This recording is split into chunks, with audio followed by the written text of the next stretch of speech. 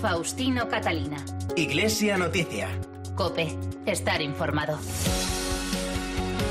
Saludos amigos, muy buenos días en este día 31 de mayo de 2020, domingo de Pentecostés, y en el que iniciamos a esta hora la cita con la actualidad religiosa de estas jornadas, en esta media hora de información hasta las 9 de la mañana en que llegará la transmisión de la Santa Misa desde Toledo, en esta edición de Iglesia Noticia que hacemos hoy con Mila Sánchez en el control de sonido. Lo primero, los titulares. El Papa Francisco, que esta mañana celebrará la misa de Pentecostés en la Basílica de San Pedro, presidió en la tarde de ayer el rezo del Rosario por los afectados por el coronavirus en conexión con varios santuarios marianos del mundo. Mientras tanto, y poco a poco, reabren sus puertas los templos de numerosos países, como en la vecina Portugal o en Tierra Santa, el Santo Sepulcro y la Basílica de la Natividad en ausencia de peregrinos. Además, hoy se celebra en España el Día de la Acción Católica y del Apostolado Seglar, con el impulso del reciente Congreso Nacional de Laicos Pueblo de Dios en Salida. Por otra parte, los obispos de la Conferencia Episcopal Tarraconense han mostrado su preocupación por la retirada del concierto educativo por la Consejería de Educación a las escuelas que imparten educación diferenciada. Y muchos recuerdan y viven de manera diferente estos días por la pandemia la tradicional romería de la Virgen del Rocío, cuya imagen titular continuará hasta el próximo año en Almonte. Faustino Catalina. Iglesia Noticia. COPE. Estar informado. Y comenzamos la actualidad en el Vaticano, donde el Papa celebrará esta mañana en la Basílica de San Pedro la misa de este domingo de Pentecostés, a la que seguirá el rezo del Regina Coeli desde la ventana de la Biblioteca Pontificia. Mientras tanto, en la tarde de ayer, en conexión con los principales santuarios marianos del mundo, Francisco rezó el rosario desde la Gruta de Lourdes de los Jardines Vaticanos para pedir por quienes de distinta manera se han visto afectados por la pandemia y se ven afectados por la pandemia del coronavirus. Nos vamos ya a Roma con la crónica de la corresponsal de la cadena COPE, Eva Fernández. Buenos días. Buenos días. Ante la réplica de la Gruta de Lourdes y en unión con 47 santuarios marianos de todo el mundo, a los que el Papa podía ver desde una pantalla gigantesca en los Jardines Vaticanos, pidió a la Virgen que con su mano poderosa nos libre de esta terrible epidemia y que la vida pueda reanudarse con serenidad. Conforta a todos los que están confundidos y lloran por sus familiares muertos, sepultados a veces de una forma que hiere el alma. Sostiene a todos los que están preocupados por los enfermos y llena de confianza a los que están angustiados por la crisis y temen perder el trabajo. Durante el rosario estuvieron presentes los sanitarios, las fuerzas del orden, los sacerdotes y religiosos, voluntarios, las familias, una periodista, incluso un pequeño Jacopo, nacido durante la pandemia como símbolo de vida. El Papa también tuvo palabras para los dirigentes de las naciones. María Santísima, toca las conciencias para que las enormes sumas utilizadas para aumentar y mejorar los armamentos sean destinadas en promover estudios apropiados para prevenir desastres en el futuro. Ayer sábado por la tarde el Papa también enviaba una carta a los sacerdotes de la diócesis de Roma, un mensaje emotivo y vibrante en el que les recordaba que pese al dolor y el desconcierto sufrido en esta época nos encontramos ante un tiempo nuevo y lleno de gracia. La intensa jornada del sábado concluyó con un videomensaje a la comunidad carismática. Todo el sufrimiento no habrá servido de nada si no construimos entre todos una sociedad más justa, más equitativa, más cristiana. Un mensaje en el que nos deseaba a todos la fuerza del Espíritu Santo para salir mejores de este momento de dolor, tristeza y de prueba que es la pandemia. En la audiencia general del miércoles, desde la biblioteca privada del Palacio Apostólico, el Papa continuó sus catequesis sobre la oración en el día en el que conocimos los decretos que elevarán a los altares a 3 nuevos santos. Entre ellos, Eva, está el sacerdote Charles de Foucauld, que murió asesinado en Argelia en 1916. Sí, fue una jornada de alegría, como todas, en las que se hacen públicos nuevos decretos de la Congregación para la Causa de los Santos. En esta ocasión, el Papa firmó los decretos que permitirán la canonización de 3 beatos, la beatificación de 2 venerables y el reconocimiento de 7 mártires. De todos ellos, probablemente el más conocido es Charles de Foucauld, quien será canonizado en la Plaza de San Pedro cuando el avance de la pandemia del coronavirus lo permita.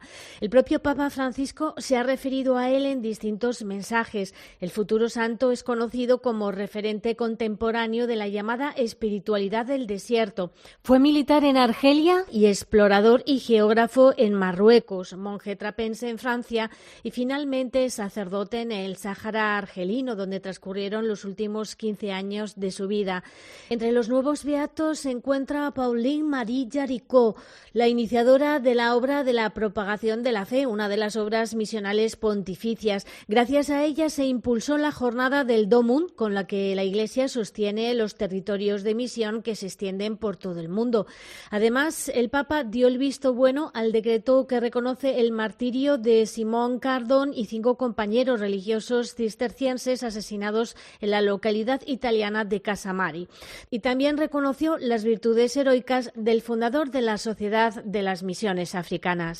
Y recordamos también el contenido de la carta de Francisco al cardenal Koch, presidente del Pontificio Consejo para la Promoción de la Unidad de los Cristianos, con ocasión del 25º aniversario de la encíclica Ut Unum Sint. Hace 25 años, San Juan Pablo II envió un claro mensaje de unidad a todos los cristianos con esta encíclica, en la que invita a recorrer el camino de la acción ecuménica entre católicos, ortodoxos, protestantes, anglicanos y todas las demás confesiones cristianas. En la carta escrita con motivo de este aniversario, Francisco subraya que la unidad no es solo el resultado de nuestra acción y no surgirá como un milagro, puesto que es fruto del Espíritu Santo, quien es el que construye el camino. El Papa recuerda que en la encíclica San Juan Pablo II confirmó de modo irreversible el compromiso ecuménico de la Iglesia Católica.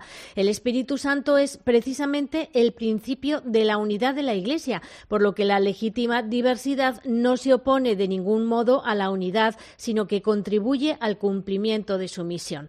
Un mensaje que es habitual en Francisco, porque en muchas ocasiones ha advertido sobre la tentación de que los cristianos de una denominación se sientan superiores a los cristianos de otra. En este aniversario, el Papa agradece al Señor el camino recorrido en busca de la comunión plena y anuncia que en el próximo otoño se publicará un vademecum ecuménico para obispos que les servirá de guía para el ejercicio de sus responsabilidades al servicio de la unidad. Gracias, Eva, y recordamos que la crisis provocada por el coronavirus en el mundo llevó también en su día a la clausura del viaje previsto por el Papa para este fin de semana a Malta. Es el tema para el comentario desde Roma del colaborador de Iglesia Noticia, Antonio Pelayo. Buenos días. Buenos días. Hoy el Papa habría deseado celebrar la fiesta de Pentecostés en el archipiélago maltés, visitando las islas de Malta y Gozo. Hubiera debido ser su primer viaje de este año fuera de las fronteras italianas y así fue anunciado el pasado 10 de febrero por el portavoz vaticano. Un mes y medio más tarde, Matteo Bruni comunicaba que a causa de la situación mundial provocada por el coronavirus, la visita quedaba aplazada a la espera de tiempos mejores. San Juan Pablo II visitó Malta en 2 ocasiones y Benedicto XVI una sola vez, el 17 y 18 de abril del 2010. Su sucesor tenía intención de aprovechar su estancia en este privilegiado enclave mediterráneo para abordar, como ya hizo en Lampedusa, el drama de los emigrantes y hacer un llamamiento para que se acoja a quienes se ven obligados a abandonar sus países de origen arriesgando sus vidas. Precisamente, el lema del viaje era «Nos trataron con una humanidad poco común», palabras de San Pablo referidas a los malteses cuando durante su viaje a Roma naufragó en la isla donde permaneció 3 días acogido por sus habitantes. Esta visita era la única oficialmente anunciada para este año, pero se habían previsto otros desplazamientos. El mismo Papa había manifestado su intención de viajar a Sudán del Sur en compañía del primado anglicano Justin Welby e incluso a Irak, como se lo comunicó a su presidente Barham Salih cuando lo recibió en el Vaticano a finales de enero. Ya dentro del continente europeo, los obispos húngaros anunciaron que Bergoglio tenía en su agenda asistir al Congreso Eucarístico Internacional previsto los días 10 y 12 de septiembre, pero el acontecimiento ha sido pospuesto al año próximo. Otros destinos, sin confirmar oficialmente, preveían la presencia del Papa en Chipre y Montenegro, y fuera de Europa se había hablado de Indonesia y Papúa Nueva Guinea. Ahora bien, ninguno de estos viajes se celebrará este año, y esta no es la menor frustración de Francisco, que el año pasado visitó 8 países en 4 de los 5 continentes. La pandemia le impedirá moverse de Italia y entrar en contacto con iglesias y poblaciones geográficamente lejanas de Roma, pero no de su corazón de pastor. Desde Roma les ha hablado Antonio Pelayo. Gracias, Antonio. Nos acercamos ahora a esta Tierra Santa, donde en los últimos días han abierto sus puertas algunos santos lugares, como el Santo Sepulcro de Jerusalén o la Basílica de la Natividad en Belén. Corresponsal Daniel Blumenthal. Una vez reabiertas al público la iglesia del Santo Sepulcro en Jerusalén y la Basílica de la Natividad en Belén, aunque limitado debido a las restricciones por COVID-19, y ya abiertas también la iglesia de la Anunciación de María en Nazaret, así como los demás sitios importantes para el cristianismo en torno al mar de la Galilea, lo único que falta para finalizar el más penoso de los tiempos es la afluencia de turistas y peregrinos que se vieron forzados a ausentarse las pasadas Pascuas y están sedientos de hacer el viaje a Tierra Santa para visitar los sitios venerados. También mezquitas y sinagogas fueron reabiertas para el regreso de los fieles y los rezos, aunque por ahora en grupos de hasta 50 personas. Israel y la autoridad palestina aún no abrieron sus fronteras al turismo exterior y las autoridades estudian el modo de hacerlo sin correr el peligro de importar mayores contagios. Por ahora se habla solo de la visita de ciudadanos de países considerados más seguros, menos afectados por la pandemia, tales como Grecia y Chipre, Austria, Australia y Nueva Zelanda, aunque se estima que habrá acceso para todos hacia finales del verano y quizás estas Navidades les sea posible a muchos realizar su sueño. También en la vecina Portugal ayer abrió sus puertas el santuario mariano de Fátima junto al resto de templos del país, como nos cuenta la corresponsal de COPE, Begoña Íñiguez. Buenos días. Muy buenos días, Faustino. Desde ayer 30 de mayo se han reanudado en Portugal todas las celebraciones religiosas presenciales interrumpidas el 13 de marzo cuando se declaró el estado de alarma en el país por la pandemia de COVID-19, cumpliendo las distancias y medidas de higiene y seguridad impuestas por la Dirección General de Salud lusa. Las iglesias y parroquias han vuelto a contar con sus fieles en sus recintos que nunca podrán sobrepasar el 50% del aforo. El santuario mariano de Fátima comenzó a recibir ayer los primeros peregrinos en 2 meses y medio, aunque las principales misas se celebrarán de lunes a viernes en la Basílica de la Santísima Trinidad en vez de la del Rosario, el fin de semana en el recinto del santuario y el tradicional Rosario en la Capilla de las Apariciones. Carlos Cabeciñas es el rector del santuario de Fátima. El santuario está preparado para recibiros siempre con respeto por la salud de cada uno de vosotros. Os pedimos a todos que cumpláis las orientaciones definidas y disponibles a la entrada de cada espacio, donde habrá personas disponibles para aclarar y orientar. A la entrada de cada recinto del santuario mariano luso hay líquido desinfectante y una vez dentro los peregrinos están obligados a llevar mascarilla, como ocurre en todos los espacios públicos cerrados y transportes públicos de Portugal.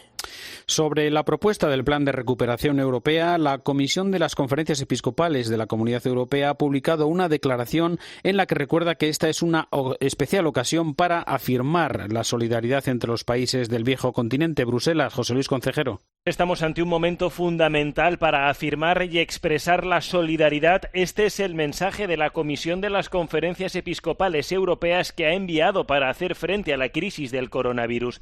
Aseguran que este momento inédito que estamos viviendo es una buena oportunidad para que la Unión Europea dé un paso adelante y pilote la recuperación a través de la justicia ecológica, social y contributiva. En su declaración no se olvidan de los países más necesitados y en los que esta crisis puede llevar a parte de la población a una situación extrema y de exclusión social.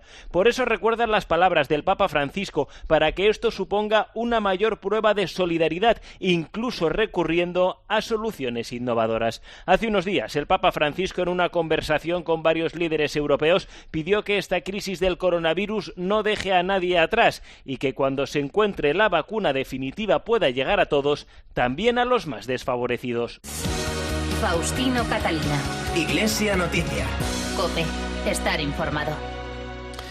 Con el lema hacia un renovado Pentecostés, la Iglesia española celebra hoy el Día de la Acción Católica y del Apostolado Seglar, con un recuerdo especial al Congreso de Laicos Pueblo de Dios en Salida, que tuvo lugar el pasado mes de febrero en Madrid. En su mensaje para esta jornada, los obispos de la Comisión para los Laicos, Familia y Vida señalan la necesidad de incorporar a las acciones y el trabajo pastoral dos ejes transversales que son la sinodalidad y el discernimiento. Recuerdan que todos nos necesitamos para ser la Iglesia en salida que anuncia el Evangelio y que la crisis del coronavirus nos ha hecho tomar conciencia de que todos nos necesitamos, que es esencial vivir en comunión y que nos sintamos llamados a la corresponsabilidad y la misión compartida. Y piden por eso crear una cultura del acompañamiento, fomentar la formación de los fieles laicos y hacerse presentes en la vida pública para compartir la esperanza y ofrecer a todos la fe. Y les contamos también que tras la última asamblea, los obispos de la Conferencia Episcopal Tarraconense han mostrado su preocupación por la retirada del concierto educativo por parte de la Consejería de Educación a las escuelas que imparten educación diferenciada y piden que se reconsidere esta decisión. COPE Barcelona, Yolanda Bernal. La decisión de no renovar el concierto a las escuelas que diferencian por sexo ha generado preocupación entre los obispos catalanes, una decisión que afecta a 11 escuelas. Le piden al Departamento de Educación que dé marcha atrás, teniendo en cuenta que estos centros también forman parte del Servicio de Educación de Cataluña. Los obispos apelan a la libertad de educación y al derecho de los padres a escoger el centro educativo para sus hijos. Resaltan también el trabajo ejemplar que la comunidad educativa ha realizado durante este periodo de confinamiento y su apoyo a las familias. En la última reunión de la Conferencia Episcopal Tarraconense, que se ha hecho de forma telemática, los obispos también han abordado la vuelta progresiva a la normalidad de las celebraciones litúrgicas y actividades pastorales en parroquias y templos de Cataluña. Pronto se anunciará la fecha en que se celebrará en las catedrales de las 10 diócesis catalanas una Eucaristía por las víctimas del coronavirus, para hacer también un homenaje a la gente mayor y a todos los colectivos que se han volcado para ayudar en esta crisis. Las diócesis españolas han comenzado ya a anunciar las fechas en las que celebrarán funerales por las víctimas del coronavirus tras la sugerencia de la Comisión Ejecutiva de la Conferencia Episcopal de las fechas del 25 o el 26 de julio. Un poco antes, el 4 de julio, se celebrará ese funeral en Sevilla. Inmaculada Jiménez. Hasta 600 personas podrán acudir a este funeral para las víctimas del coronavirus, que va a acoger la catedral el próximo 4 de junio y que va a estar presidido por el arzobispo de Sevilla, por don Juan José Asenjo. Junto a las autoridades se pretenda que puedan acudir familiares de las víctimas, a los que se pide que se pongan en contacto con la catedral. Don Juan José Asenjo. Se les entregará una tarjeta que les dará acceso al templo metropolitano en la tarde del día 4. Que el objeto es encomendar al Señor el eterno descanso de los muertos, el consuelo y la esperanza de sus familiares. De otro lado, ya se ha aprobado la devolución del dinero de los abonos de las sillas de la carrera oficial de Semana Santa. Se da la opción de renunciar a la devolución, un dinero que irá destinado a la bolsa de caridad de las hermandades. La persona que lo haga podrá obtener beneficios fiscales y también descuentos de hasta el 25% en el abono del año que viene. Y les contamos también una de las muchas acciones de Cáritas, en este caso en Aragón, durante estas semanas, que es dar apoyo moral a los presos que durante la pandemia no pueden recibir visitas. Por eso les escriben cartas para seguir ayudando en su reinserción. COPE Zaragoza, Ana Abad. Cáritas Diocesana acompaña a los presos de las cárceles de Daroca y Zuera gracias a un programa en el que 7 voluntarios realizan visitas presenciales por parejas cada 15 días a estos centros penitenciarios. Trabajan tanto fuera de las prisiones con las familias como dentro con los propios reclusos. Cari Díaz, trabajadora social. Nos cuentan historias de vida, ¿no? De vida. Esto significa profundizar en las causas que han llevado a una persona a delinquir, ¿no? Durante el estado de alarma, las labores de acompañamiento están teniendo que adaptarse. Aquí decir incluso pues que se ha dado el caso, nos han escrito dándonos ánimos a nuestro propio confinamiento. Pero también utilizamos pues las nuevas tecnologías, ¿verdad? La videollamada y el teléfono, todo esto. Cáritas ofrece así herramientas de inserción a las personas que están en las cárceles. También colaboran en actividades educativas, culturales y religiosas dentro de las prisiones. Y nos acercamos también hasta Castilla-La Mancha, porque Cáritas Toledo ha hecho balance de su trabajo en estas últimas semanas en el acompañamiento y ayuda a las familias más necesitadas. COPE Toledo, Cristóbal Cabezas, buenos días. Hola, muy buenos días. Si en los 2 primeros meses de emergencia en Cáritas Diocesana de Toledo se han atendido desde el área de animación del territorio a más de 7.700 familias, habiéndose incrementado en un 72% en la primera quincena del mes de mayo en relación a finales de abril. Hemos pasado de 4.400 familias a 7.700. Aparte de la entrega de alimentos y productos de primera necesidad, Cáritas está respondiendo a las demandas de pago de alquiler de viviendas, pago de suministros y otras peticiones, destinando alrededor de 90.000 euros en este periodo. Asimismo, desde Cáritas Toledo se ha intensificado el acompañamiento a todas las personas con videollamadas, mensajes, correos electrónicos y con visitas a los domicilios y atenciones presenciales cuando ha sido necesario, ya que lo que se pretende es llevar a cabo un acompañamiento que refleje que quienes llegan a Cáritas no están solos.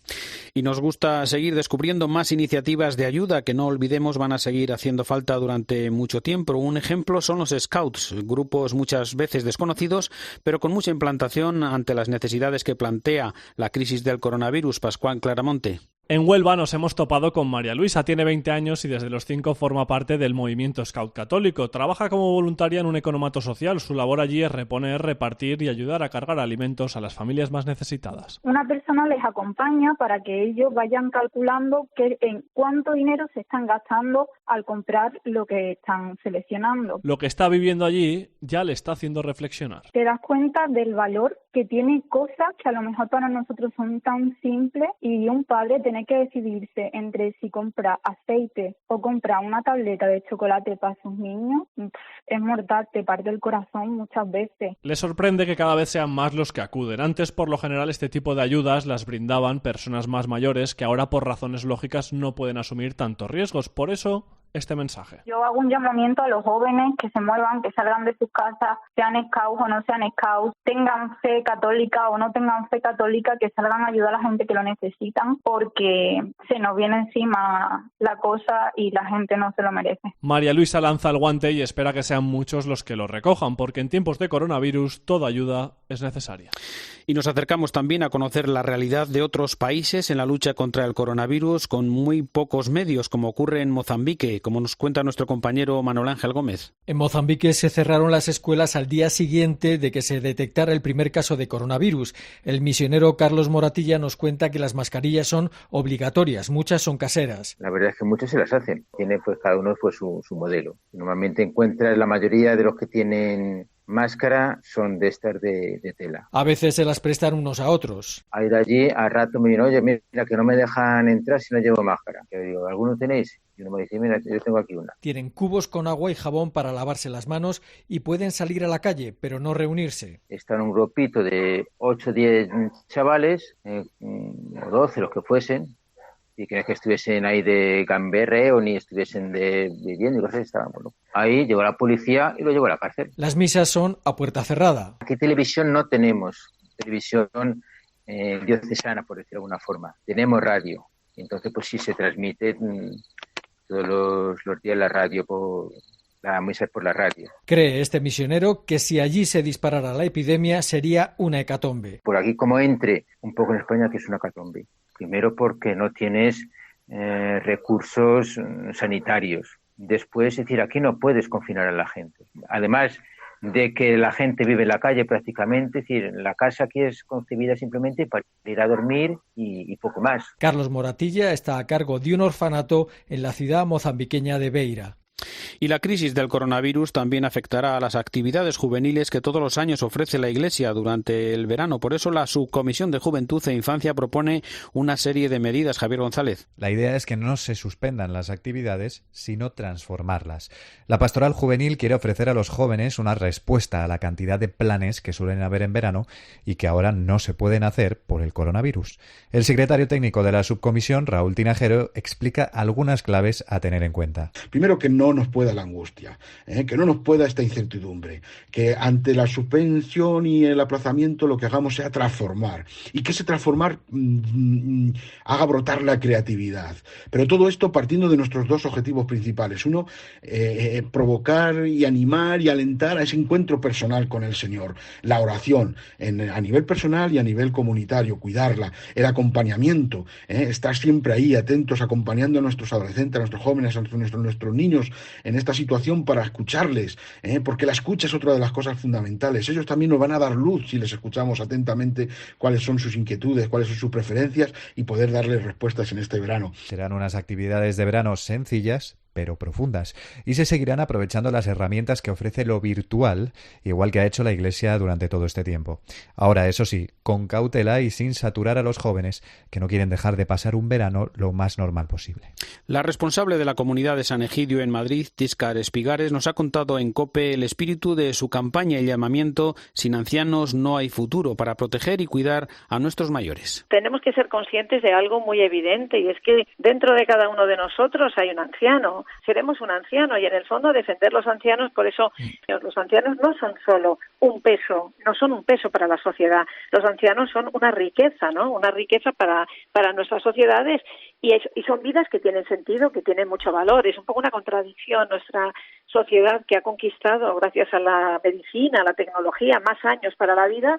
Es paradójico que, sin embargo, cuando llegan estos años parece que son una condena, ¿no? Parece que uno está absolutamente abocado a acabar descartado en una institución, en una periferia, alejado de su casa, de su entorno, de sus vecinos, ¿no? O sea, verdaderamente hay mucho que aprender y mucha mentalidad que cambiar. El cardenal arzobispo de Barcelona y presidente de la Conferencia Episcopal, Juan José Omella, reflexiona en su carta de este domingo sobre la festividad de Pentecostés como un momento para la creatividad y la esperanza. Nos puede ocurrir que tenemos una vida tan organizada, tan llena de actividades, que no dejamos espacio para la novedad del Espíritu Santo. Creemos que lo sabemos todo y no dejamos que Dios nos renueve. Con esta actitud somos incapaces de leer los signos de los tiempos y de escuchar lo que Dios nos quiere decir. El Espíritu de Dios despierta nuestra actividad y nos hace disponibles para ayudar a todo aquel que nos necesite. Esto es especialmente necesario ante las graves consecuencias de la pandemia de la COVID-19. Si acogemos al Espíritu del Señor, volveremos a nacer a una vida nueva y nos convertiremos en sembradores de esperanza e ilusión en las circunstancias más adversas. Si lo invocamos con fe, el mismo Espíritu vendrá a ayudarnos cuando nos vea en dificultades. Llegamos así al final del informativo Iglesia Noticia, el programa 1674 en este domingo de Pentecostés, 31 de mayo de 2020. Y llega ya la última hora de la actualidad, después la Santa Misa desde Toledo.